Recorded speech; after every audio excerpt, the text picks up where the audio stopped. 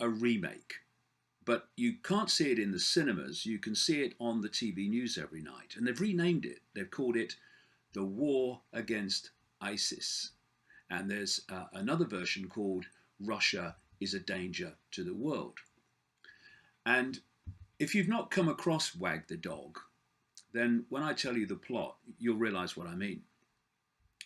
Wag the Dog starred Dustin Hoffman as a big Hollywood producer and Robert De Niro as the ultimate White House government spinner.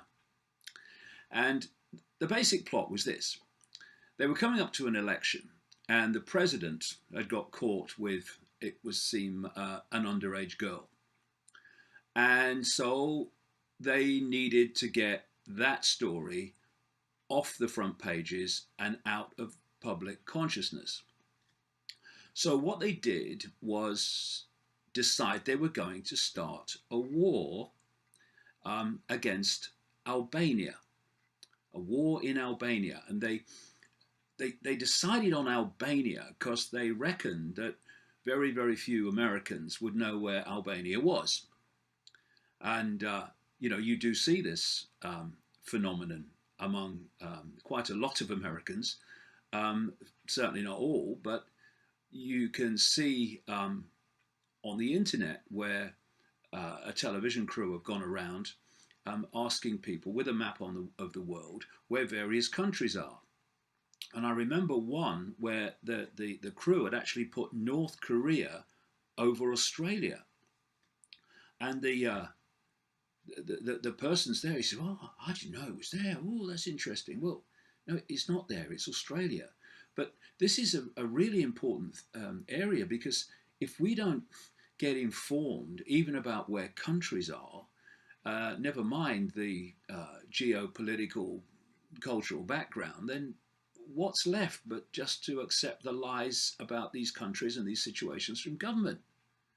Anyway, they decided they were going to hire Dustin Hoffman, the big Hollywood producer, to produce all this, because they weren't actually going to have a war in Albania. They were going to have a war in a studio. And what they were going to do was produce footage which they were then going to give to the networks and the media to then replay to the public as if it was all true. Now, you've only got to look at what's happening today with all these ISIS videos just being regurgitated by the media on the basis that they're true and they reflect what's happening without any serious questioning. I mean, where do these videos come from? These, again, Hollywood kind of type videos, very highly sophisticated, well-made videos. Where do they actually come from? Who's actually behind them? These are the questions we have to ask. Because what happened in Wag the Dog is that they sent this footage to the media, who played it out. The public believed it. And now America's at war with Albania, and it's all in a studio. And there's some interesting dialogue in the film, which kind of is seriously relevant to what's happening today. The Robert De Niro character, was called Breen, the spinner, he said this: "We remember the slogans, we can't even remember the wars. You know why? That's show business. And that, to a very large extent, is what it is. That's why we're here," he said. "Naked girl covered in napalm, V for victory, 5 Marines raising the flag, Mount Suribachi. You remember the picture 50 years from now, but you'll have forgotten the war. The Gulf War, smart bomb falling down a chimney, 2,500 missions a day, 100 days. One video of one bomb," he said, Mr. Mott, the Hoffman character. "The American people bought that war. War is show business. That's why we're here." And there was another quote from Breen, the spinner. He said, "You watch the Gulf War. What do you see day after day? The one smart bomb falling down the chimney. The truth? I was in the building when we shot that shot. We shot it in a studio at Falls Church, Virginia, 1/10 scale model of a building." And the Hoffman character says, "Is that true?" And the reply was, "How the fuck do we know? You take my point." And the point is, how do we know? We're only just being told that that's what it is. And there's nothing more powerful, I've mentioned this before, there's nothing more powerful in manipulating perception than to show people some pictures and have a voiceover telling them what the pictures mean. If you watch pictures without voiceover, you can see things that you can't see if the voiceover is telling you what you're looking at. Very powerful. In Wag the Dog, not only did they make the war in a studio, they had a Willie Nelson character played by Willie Nelson. He made a war song. They had a what they call photogenic orphan to focus on, focus emotion on. I mean, just look at the wars that have been perpetuated around the world and see this recurring themes that Wag the Dog so brilliantly exposed. And then when it started to die down a bit and the media started to look back at the president and this scandal, and the war appeared to be ending, then they came up with this thing about this guy called Schumann.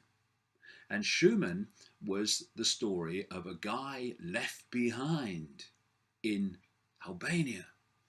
And they had this catch line, discarded like an old shoe. And so they then set up this rescue of Schumann. Am I describing things that have happened in not too distant past? They set up this rescue of Schumann, but Schumann turns out to be the guy they picked turns out to be a right, crazy. And anyway, the plane crashed, and the survivors were helped by a farmer. But this Schumann guy tries to rape the farmer's daughter, and the farmer kills him. So now they've got this hero Schumann being rescued from like behind enemy lines, but he's dead because the farmer killed him. And so what do? They then spin a story to the public that poor old Schumann has died of injuries sustained during the rescue. And they give him this big military funeral. And what happened in the film? The president was re-elected. And when the Hoffman character says, "Look, I'm not having this. I want some credit for this amazing thing that I've done," he died of a heart attack. And that's why I say Wag the Dog is being remade night after night on the television news, called War Against ISIS and Russia as a Threat to the World.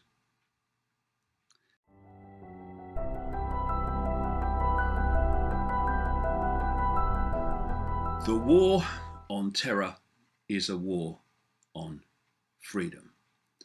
I've been saying that, writing that for years and years and years, and so have many others in the alternative media.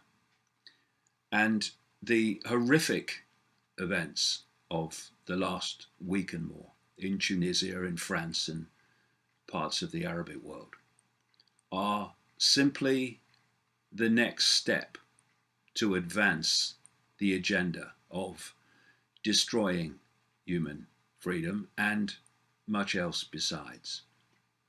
And this is not some conspiracy theory pulled out of the ether. It's in documents that you can read and see the connections between. You can go back, for instance, to a document known as a clean break, which was produced for Benjamin Netanyahu in the 1990s by the infamous neocons in the United States, people like Richard Pearl and others. And what it proposed in terms of what Israel should do is mirrored by current events in terms of the countries they should target: Syria, Iraq, Iran, and countries they should try to go into an alliance with in achieving the end of targeting those countries.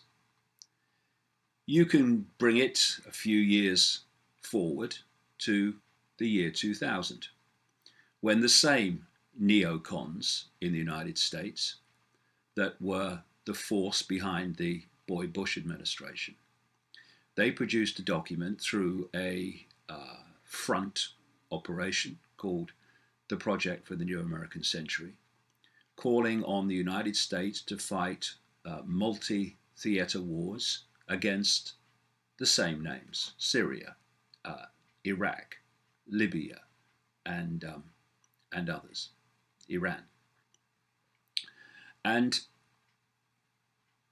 just after that, in 2001, in fact, 1 year after that to the month, we had 9/11, the official story of which is shockingly ridiculous and quite obviously a cover story. In the Project for the New American Century document, it said that a new Pearl Harbor would be required to justify these multi-theater wars against these countries in the Middle East and North Africa.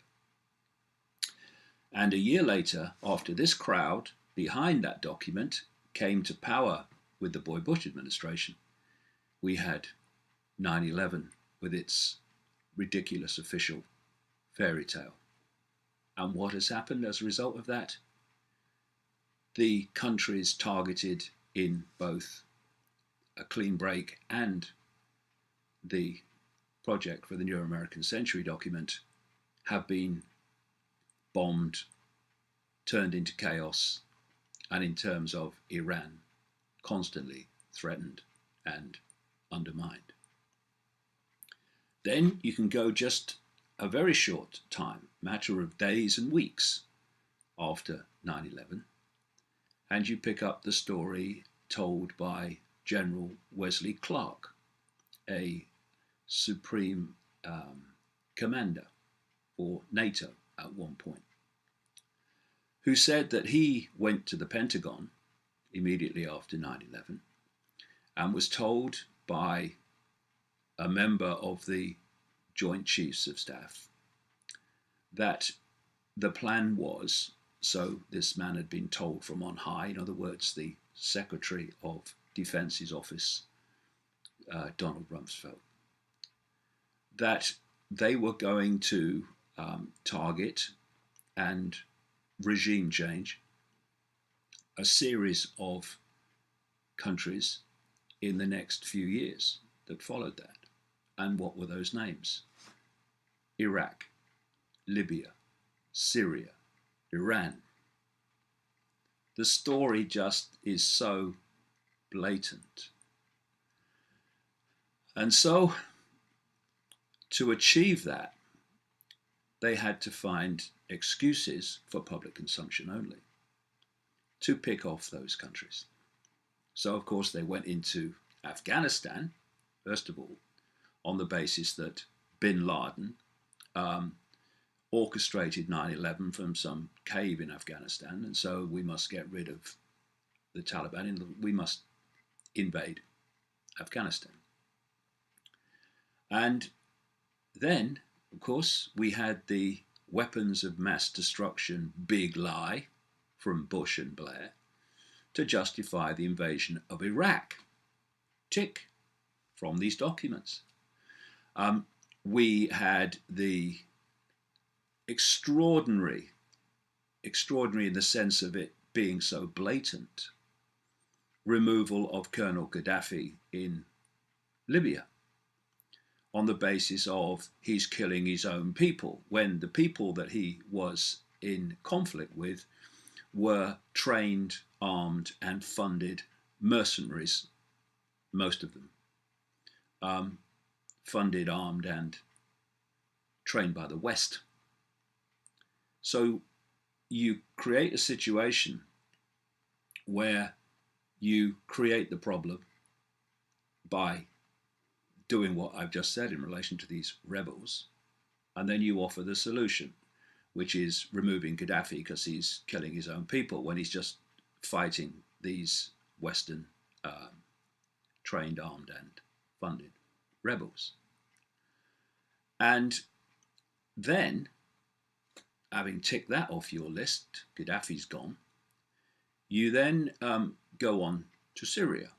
And Syria, in terms of the rebels and the people that are behind all that, were largely shipped over from Libya when they'd done the job there. And so you had the attempt to overthrow Assad as quickly as they did Gaddafi.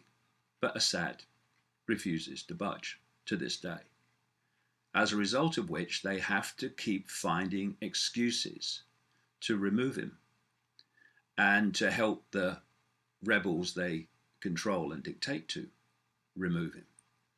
And so there has been an effort to justify Western bombing of Syria. Of course, Obama and the British Prime Minister Cameron tried to do that a few years ago, and they couldn't get it agreed to.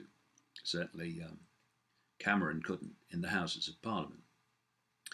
And that was an attempt to justify the bombing of Syria on the basis that Assad had used chemical weapons against his own people. It's kind of a mirror of the technique of Gaddafi and that a whole Libyan operation, but it was classic problem, reaction, solution, or in this case, no problem, reaction, solution, because the evidence points to the fact that it was actually members of this rebel group that actually used the chemical weapons. So Assad won't go, and they couldn't justify bombing Syria as a result of this attempted con-trick over chemical weapons. And then ISIS starts to emerge. ISIS being an outgrowth of the whole terrorist movement in the Middle East that really got underway after 9/11, going before, but started to really become more and more prominent after 9/11, with Al-Qaeda and all that, which the evidence shows very clearly was a creation of the Washington administrations. So what do we do now? We need to tick off this latest country on our list, Syria, but he won't go. So we have to do something to get rid of him. And what they want to do, quite clearly, is start bombing Syria. So after this latest series of horrific atrocities, especially from a Western point of view, the killing of nearly 40 people on the beach in Tunisia, we had this announcement this week from the Defence Secretary of Britain. Consider Syria ISIS strikes, Defence Secretary urges MPs. The Defence Secretary has paved the way for airstrikes on Islamic State targets in Syria, saying the extremists needed to be targeted at source. This Defence Secretary is a bloke called Michael Fallon.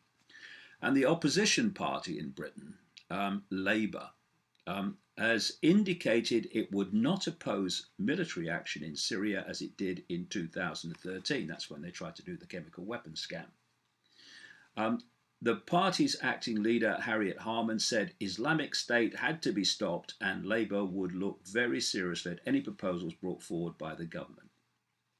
She said the situation was different from that in 2013, when Labour voted against airstrikes in Syria because IS was a terrorist organisation, while President Assad was the head of a government, albeit a terrible regime. A bit like our own then. And so what's happened here is instead of directly bombing Syria on the basis of um, get rid of Assad because of chemical weapons, they've just changed the argument slightly to get support and justification by saying, actually, no, we don't want to bomb Assad, we want to bomb ISIS in Syria, right? Yeah, in Syria, yeah. And of course, the politicians who most of them are not manipulating.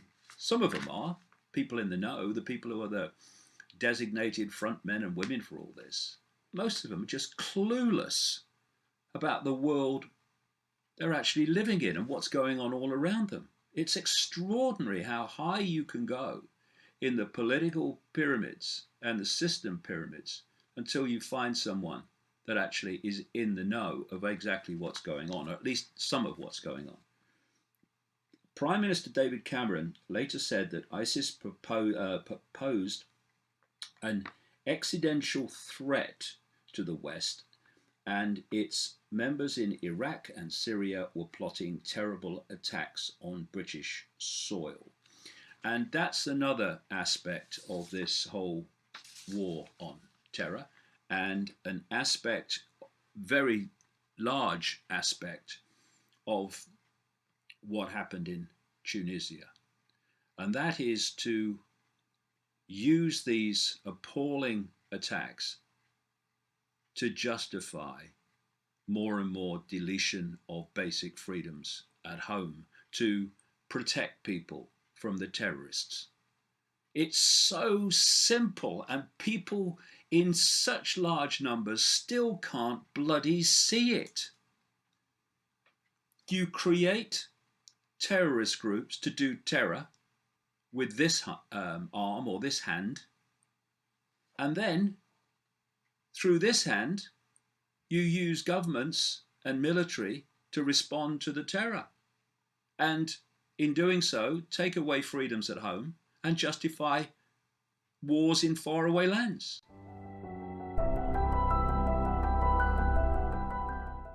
Well, of course, the horrific events in Paris have dominated the last week and more.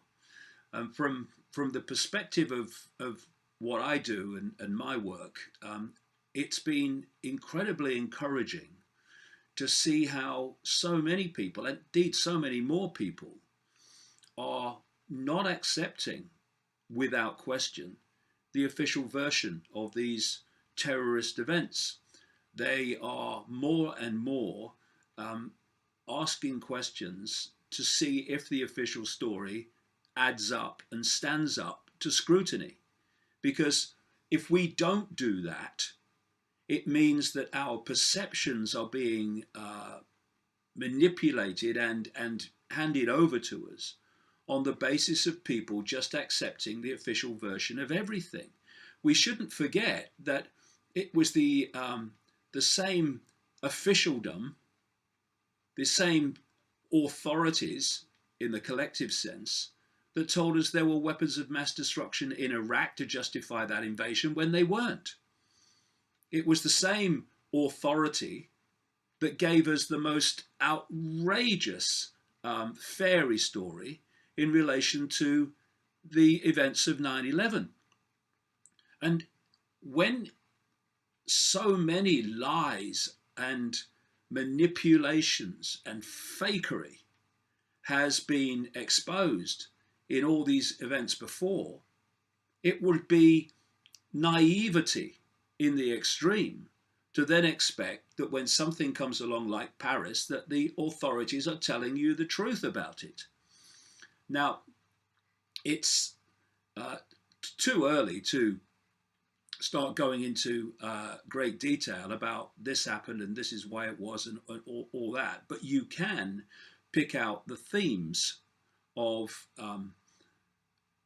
events within what happened in Paris and connect it to other events that have actually been revealed with the passage of hindsight, time and research to have been a pack of lies.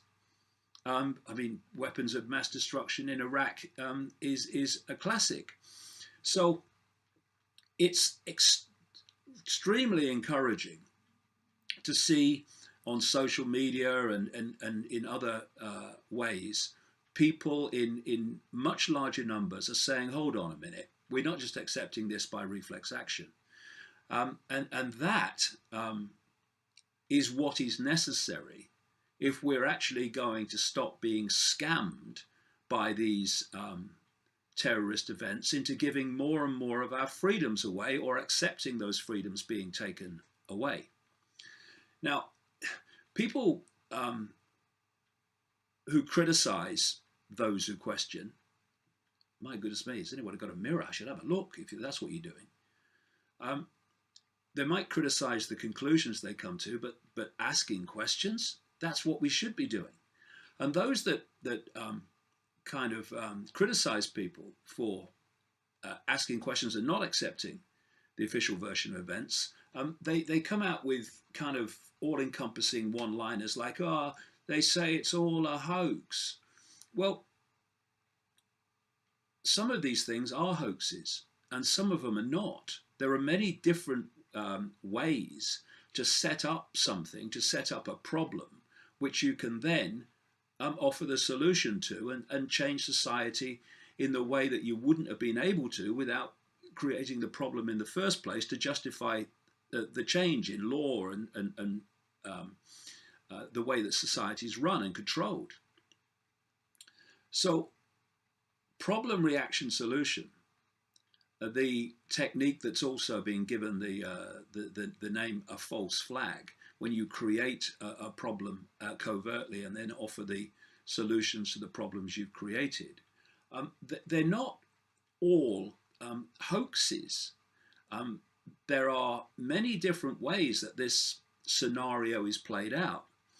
And to see more and more people grasping, at least to the point of considering the concept, the possibility that those in the shadows are, through those in the public eye, creating problems on purpose with absolutely the goal of changing society as a result of the problem. To grasp that and start to grasp that, another thing we need to consider and start to understand is the scale of absolute bloody evil that is behind all this. Because one of the things is that people judge what others would do by what they would do. And so they say things like, they'd kill all those people on 9/11 just to change society. They'd never do that. No, you wouldn't do that. They do it all the time. And it's this grasping of the scale of evil behind the manipulation of the direction of the world, and this concept of problem, reaction, solution, which that evil uses by doing its evil and then offering a solution to its evil, which leads to more evil. So seeing that more and more grasped, like I say, is really encouraging in terms of where we were not that long ago. And when I started out on this journey 25 years ago, where we basically weren't at all. But like I say, it's not that all these things are hoaxes. There are many different ways that they play problem, reaction, solution, but certainly there are hoaxes, and I mean complete hoaxes.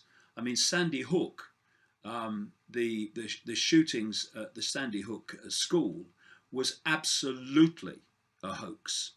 And if you have not come across this, well, just go to my website and put the keyword Sandy Hook in, and you'll get the archive articles, including the work of a man called Wolfgang Halbig.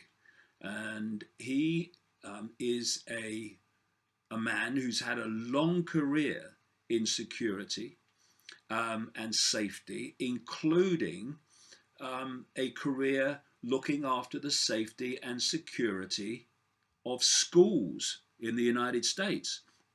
And he started out accepting the official story when it was all breaking in the news, to the point where he actually donated to the fund. But being a professional, being someone who was well aware of how all this works and what's credible and what's not, and what should happen in reacting to these things, because it's his job, he started to realize that not only were the public being told a pack of lies about the shootings and killings at Sandy Hook, but actually there had been no killings.